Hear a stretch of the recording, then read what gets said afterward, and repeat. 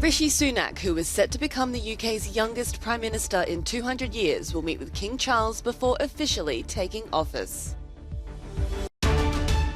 Scheduled blackouts for Kyiv residents as Russia knocks lights out of a third of Ukraine's power stations.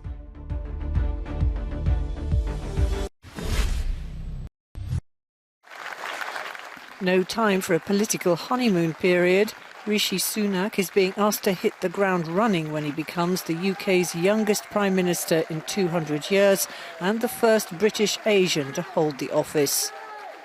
Liz Truss has to resign first, and then Sunak will be invited to form a government by King Charles during a royal audience in Buckingham Palace this morning. Sunak is no stranger to high office, having been Chancellor of the Exchequer during the pandemic. But he now has to deal with major economic problems and the challenge of restoring some political calm after what some have called a revolving door at number 10, with 3 Prime Ministers in 7 weeks.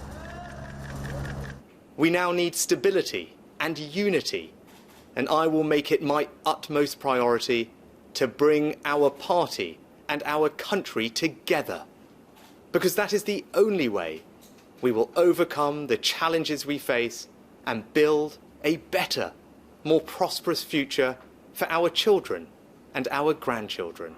With reported warnings from Sunak to his fellow Conservatives that it's time to unite or die, referring to the recent divisive politics, analysts are now waiting to view his new cabinet with interest.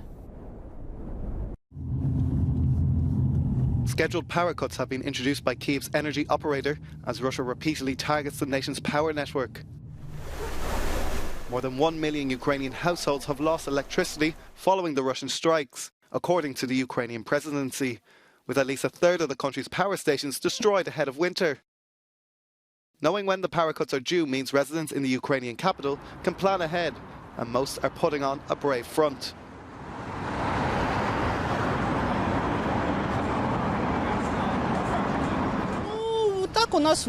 Sergei, an accountant here, says our house has scheduled blackouts for several days of 4 hours each. What to do?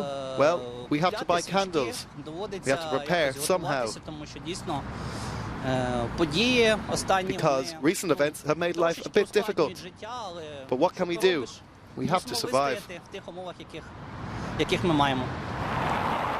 Yuri, a pensioner, says, I think it's necessary that shops should work. They should have electricity and people can sit in the dark. I'm not too worried. Ukraine's energy minister, German Galashenko, says Russian strikes on the power grid are coordinated with Russia's energy sector. He says from the point of view of the energy system, today's shelling is an action plan for the destruction of the Ukrainian energy system, which has been given to the military to carry out. The strikes on Ukraine's energy facilities came after the bridge linking annexed Crimea to mainland Russia was partially destroyed.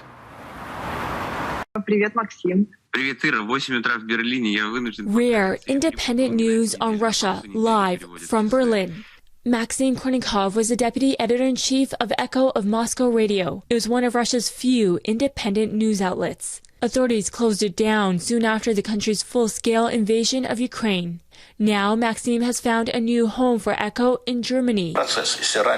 They launched an app a couple weeks ago that can be downloaded in Russia, offering audiences a critical perspective on their country from fellow Russians. We want to talk with the people who are now in Russia and don't agree with Putin's regime, that they are not alone, that they are right, and that they're not crazy. Maxim says Russian authorities tried shutting down the app, but it's still working. He says the app offers 10 to 12 hours of live programming a day. Sunday's show, posted on YouTube, has received more than 300,000 views. A German news company is providing Echo with office space. About 10 people are working on the app in Berlin. Others are scattered across Europe.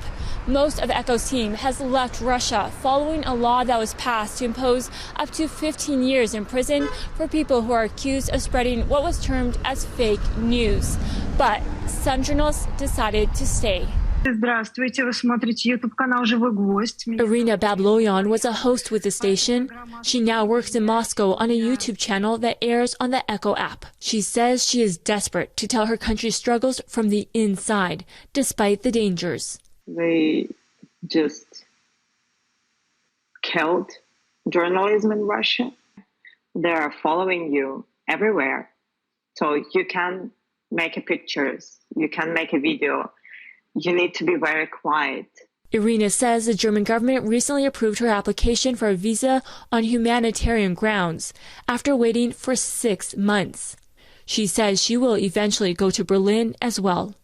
Maxime says by then, Echo will have its own office in the city, providing an alternative news source for Russians. A lot of people in Russia just don't know what to think, what to read, what to listen, what to watch to understand the situation. Christina Jovanovski, Euronews, Berlin. Mourners gathered outside a hospital in Nablus after Israeli raids in the occupied West Bank killed 6 Palestinians and injured more than 20 others. Israel says it blew up an explosives lab set up by the Lion's Den group, made of young Palestinian fighters who have carried out anti-Israeli operations in Nablus in recent weeks. It claims to have killed the leader of their group. But for some Palestinians, this is yet another sign of the country's brutality and oppression in the occupied West Bank. A spokesperson for the Palestinian President Mahmoud Abbas said Israel must immediately halt its crimes, adding that it was an apartheid state. Tensions remain high between the two sides, with more than 125 Palestinians killed in the West Bank this year, along with 19 people in Israel since the spring.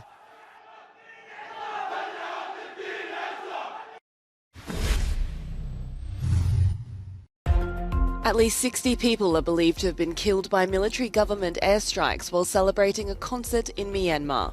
Eyewitnesses in Kachin State in the country's north say aircraft dropped 3 bombs on the event, killing singers, musicians and audience members.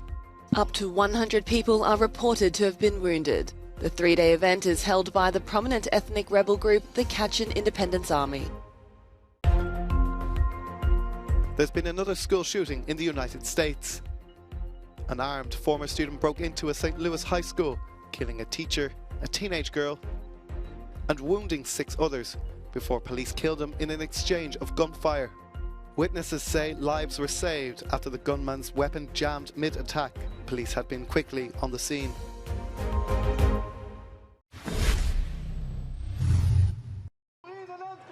With the International Climate Gathering, COP27, just around the corner, the EU is getting ready. Environment ministers met Monday in Luxembourg to agree on a text to take to the negotiations in Sharm el-Sheikh. With the use of coal on the rise since the war in Ukraine, ministers insisted the dirty fuel would not derail EU climate ambitions. There needs to be some short-term flexibility. Some countries are increasing their consumption of coal and gas again. It is absolutely temporary and for energy security reasons. The one conclusion we've drawn from the war is that we need to speed up our energy transition. So even if we use a bit more coal today, we will be going much faster in our energy transition. So on balance, our emissions will be reduced even faster than before. At the COP26 in Glasgow, countries agreed to phase down their use of coal, even China and India. But since the war in Ukraine, Germany, Austria, Italy and the Netherlands all announced temporary measures to use it. Onlookers worry about this regression and the lack of net zero commitments from the corporate and financial world. I think it's obviously a bad news because if we want to decrease the average temperature, we should definitely stop burning coal and oil. So the more we burn coal, the more it increases the temperature and the more the effort that we will need to do to reverse the curves when we will stop burning coal. We needed a war to see that we know in Europe we need in Europe a renewable energy planning and I hope that now it's going to be done, and we need to accelerate that, definitely.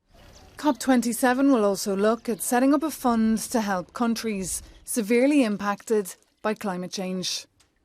The pressure is already on politicians, with thousands taking to the streets of Brussels last weekend. Maeve McMahon, Euronews.